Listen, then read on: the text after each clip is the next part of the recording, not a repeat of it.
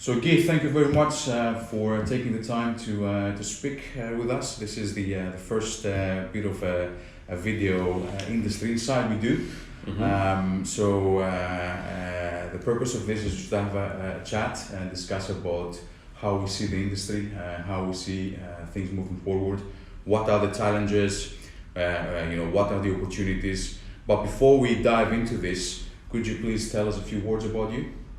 Yeah, sure. So I'm currently the CEO of Greensolver, which is a company I founded about 10 years ago as part of a investment fund, and as such, so we're managing a number of assets across Europe and performing technical services. My background is more a financial guy, so I'm Canadian. I became a Canadian chartered accountant. That's how I landed in Europe 30 years ago, and in renewables about 12 years ago. And tell us a bit more. How did you started engaging into renewables? What got you into the sector?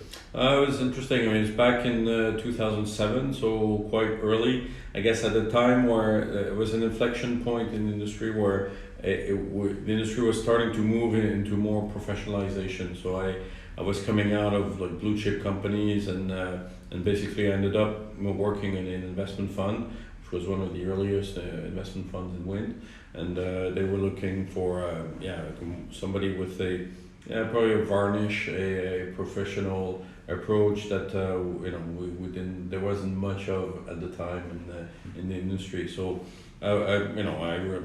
from my perspective, I think I was lucky because I got in the right time. It's been really exciting, and we did so many things, over that period. So it was just. But do you believe that for people that like us who work in the renewables, is it just luck, or there is an underlining, let's say, vision and purpose on working in renewables? No, of course. I mean, it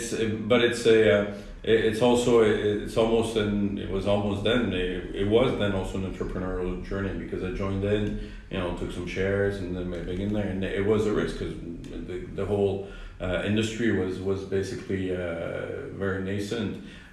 Today it's the same if you look at mobility, the storage, which are the kind of renewables a little bit outside. I mean, these are these new industries which are very exciting, interesting to get into. So it's not just luck. I mean, obviously it's wanting to take that luck and seize it. So going into that entrepreneurial journey, tell us perhaps a couple of highlights or a couple of important points through that entrepreneurial journey that you went through in the last, I would say, 10 years or so. Well, I mean, obviously, I told you, I joined early 2007. So one of the most critical and difficult times for us was the 2008 crisis. We were it really took a very big personal toll, and we had a lot of issues because we had just raised the largest financing in the French business. It was a 120 million financing on a portfolio financing. First time it was done in France. Raised it with a large French bank, signed it in June, and we're going to get the first drawdowns early October. Lehman happened in the middle of September, and then we, from that time until January, our time was sheer hell. It was just very, very difficult. And so it really taught us a lesson in terms of all these risks when you make investments, and you say, risk can happen, but it's okay, we can assume risk, whatever. But when risk actually happens and you have to deal with it, it's not always easy. It's not always easy. Yeah. But you took a company like Greensolver from a startup essentially, or a less established business, and now it's an established business in asset management and advisory, pretty much within all the mainstream markets in Europe. So what was perhaps the key steps in that journey of taking Greensolver from where it started to here? Yeah, well, when we started Greensolver, basically the business of third-party asset management didn't exist. We were at the very beginning because we were managing it for the very first funds that were investing and needed that expertise, that technical expertise and financial expertise that they didn't have in-house. So basically, along that way, we learned a number of things, and I think we pretty much defined our path as we went along. And I think the challenge there has been really to keep growing to the level of professionalization that the industry has gone through.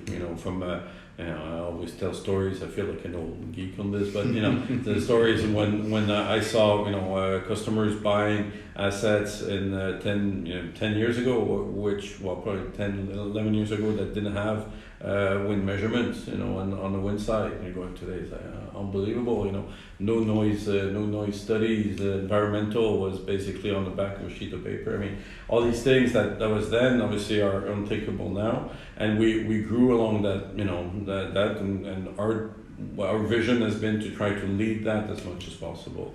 The ISO 55001 is an example. We've been the first one in the French market, period, to be certified on that, and that's been very important for us because it reflects our push, our drive for the to be the leader in quality and professionalism. Right. Now, going deeper perhaps into the renewables, how do you see the renewable market developing over the next 10 years in Europe? 10 years is a long horizon. Two years. let's take a shorter version. Yeah, so 2 years. Because it's been moving. The last 2 years, it's moved tremendously. I think that I talked of inflection points before. I mean, we've reached an inflection point where renewable has become mainstream. What always surprised me was the fact that the utilities were very much absent from well, not absent, but they were not leading the renewable space. They were investing a little bit to see how it played, and our space is quite bizarre because electricity, and you have a lot of these IPPs doing renewables business. And we're like, who are those guys? Developers who just basically can actually set up their own thing, which is a bit strange.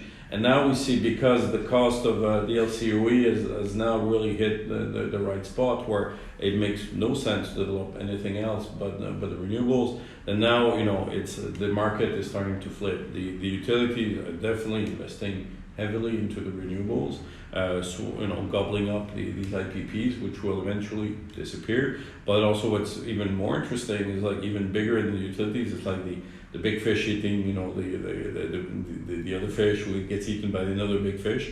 Now you got the oil companies coming in because they need, they own 50% of the world energy market, and that their market is shrinking, so they need to move to electricity. And electricity today, 100% of almost 100% of the new installation of electricity is renewables. So they're moving big time into renewables, and that movement really accelerated, in the last, especially 2018, started somewhat in 2017. So what's going to happen over the next 2 years?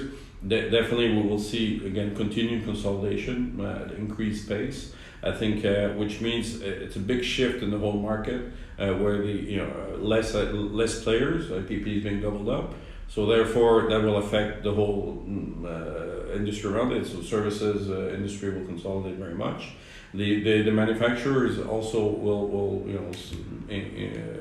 size and increase in size. We'll see the Chinese are finally coming. It's like winter is coming now. The Chinese are coming, and they're here, and they're growing, and they're big and they're large. So we see all this consolidation. So it becomes a man's game. I think now it's real serious. It's professional, and also it's it's great for us consumers as a whole, because it means electricity prices will go down. The governments don't need to be as much present, so it also becomes a merchant business, and that's what we'll see more and more. So I don't expect the governments to drop their support within the next 2 years, but definitely that support will go down, and that's in the end it's good for the industry, because it means that we can expand without constraints really driven by government regulations,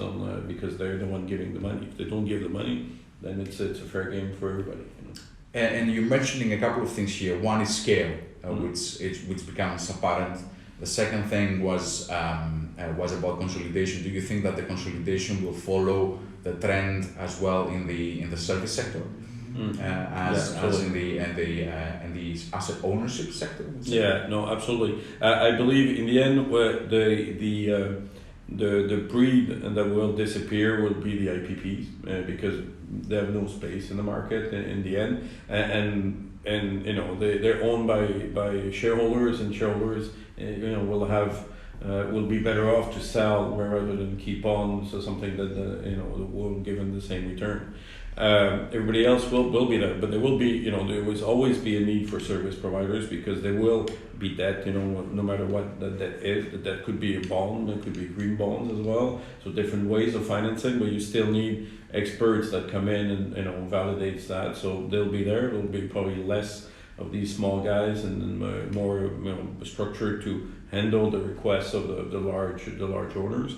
There will still be financiers. Now there may be different breeds as well because again, the large utilities, the large the oil majors, they finance the balance sheet, they finance the assets in different ways. They can refinance. They don't necessarily need 100% ownership of the assets, and sometimes they get cheaper cost of capital. So it remains. I mean, the renewables, which is basically it's a electricity generation business, is heavily capitalistic, and therefore you still need financial instruments and financials to be there and support it. So the whole industry, it will move about. It will probably get bigger in terms of who plays into it.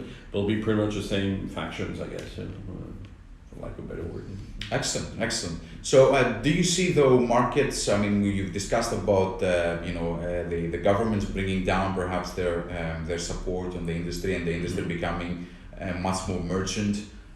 So we've seen markets like Spain, like Italy, perhaps other markets, France, even the UK in 6 months or 9 months from now, that there's a second wave perhaps of development, which is primarily based on PPAs and merchant risk. Yeah. So what is your opinion about these markets? Are they as hot as people think, or should we approach them with a degree of cautious? I think they're very hot. They're very hot right now. Not everywhere. Clearly, Sweden, Spain are the hottest. I'm in a way surprised that it's not as hot as we expected in the UK, but I think that it will actually come, and that's great, because it opens up and it opens up a number of potential developments and everything. As I said, it moves into the market direction.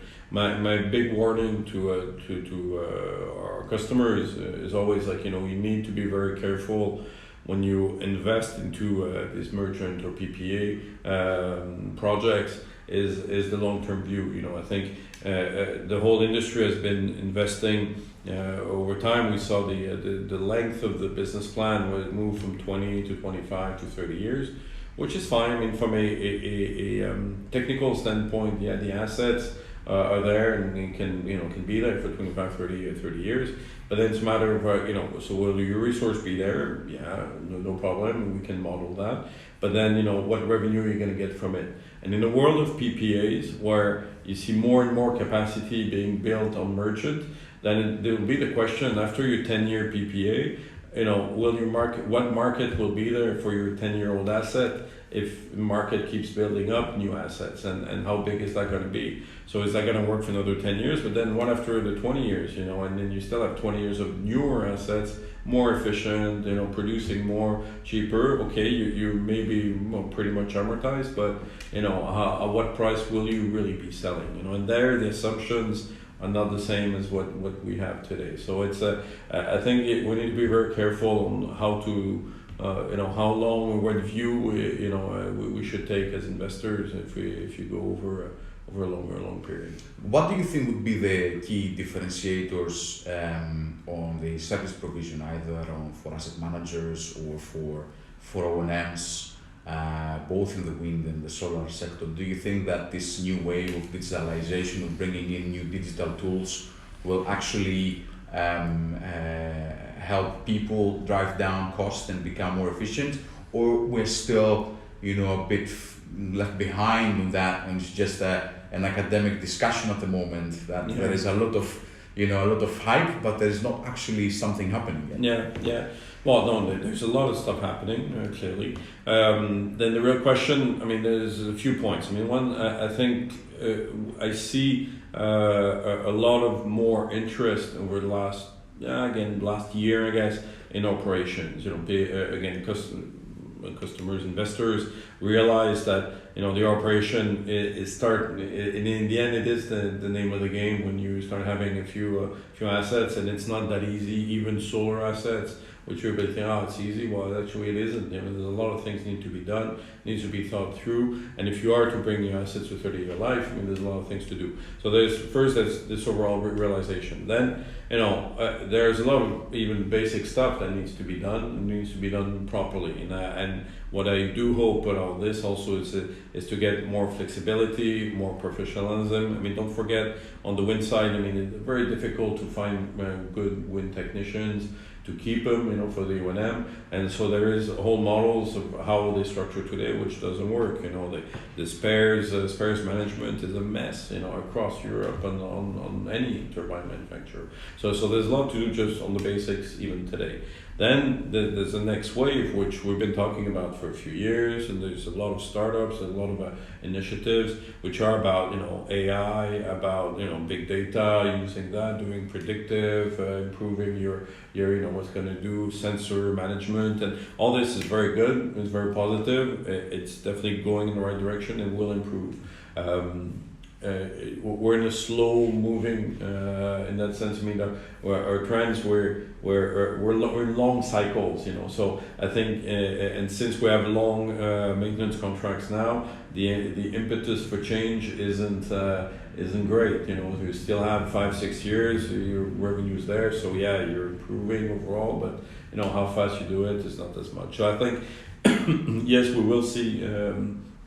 These things. I think AI is definitely is a big plus, in terms of helping understand the downtimes and the causes of the stoppages and how to improve. But it needs to come. I think we need to start by walking before we run. There's still a lot to do on the basics. Right. Okay. And last question, if you may.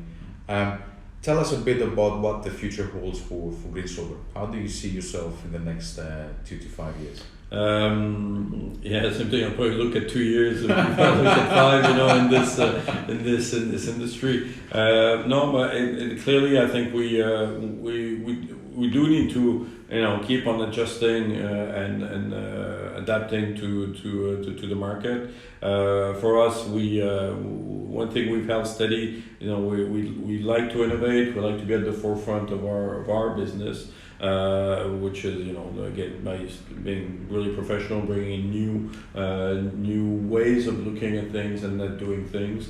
This year we just launched the asset optimization concept, which is something in the end that people were kind of discussing without really putting a right name onto it. I guess in the industry, I think given our technical and financial expertise, we're able actually to really not only conceptualize it, but then also bring it to a customer in a full frame. And I think that's a step forward. And it's also an evolution, and also taken from our ISO 55001 approach, which actually makes full sense onto it.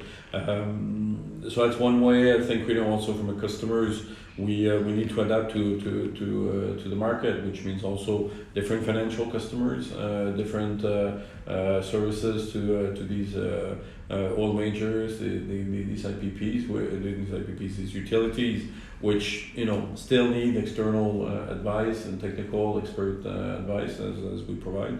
So it's more adapting to these factors.